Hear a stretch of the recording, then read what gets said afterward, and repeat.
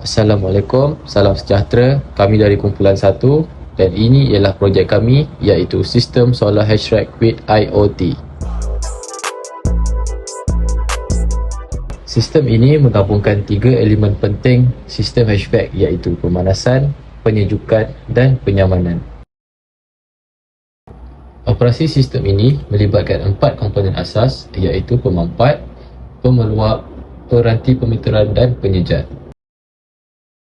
Pertama sekali, bahan pendingin yang dimampatkan oleh pemampat akan disalurkan masuk kepada tangki pemanasan untuk menghasilkan air yang panas.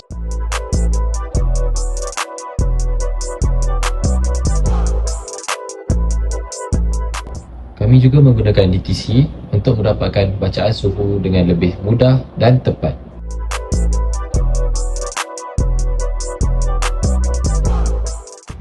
Seterusnya, bahan pendingin akan terus mengalir ke pemeluap untuk menjalani proses penyingkiran haba.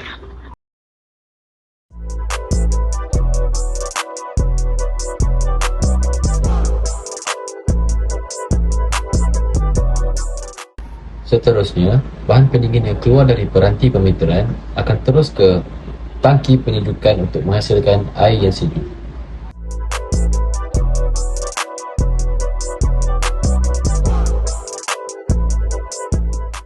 Sama seperti tangki pemanasan, kami menggunakan DTC untuk mendapatkan bacaan yang lebih mudah dan tepat. Seterusnya, bahan pendingin akan dialirkan kepada penyejat untuk menghasilkan udara yang nyaman.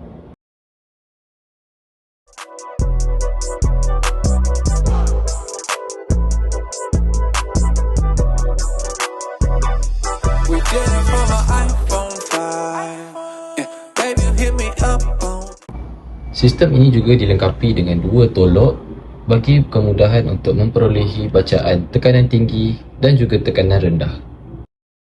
Kami juga melibatkan sistem IoT iaitu Internet of Things ke dalam sistem kami. Kami menggunakan aplikasi Arduino IDE untuk membuat coding, lalu kami juga menggunakan board ESP32 untuk mendapatkan fungsi Wi-Fi. Kami juga menggunakan aplikasi Blink yang dapat dihubungkan kepada sistem supaya kami dapat memantau sistem dari jarak jauh. Untuk menjadikan sistem kami lebih efisien dan unik, kami menggunakan tenaga haba yang ditukarkan kepada tenaga elektrik atau lebih dikenali sebagai tenaga solar.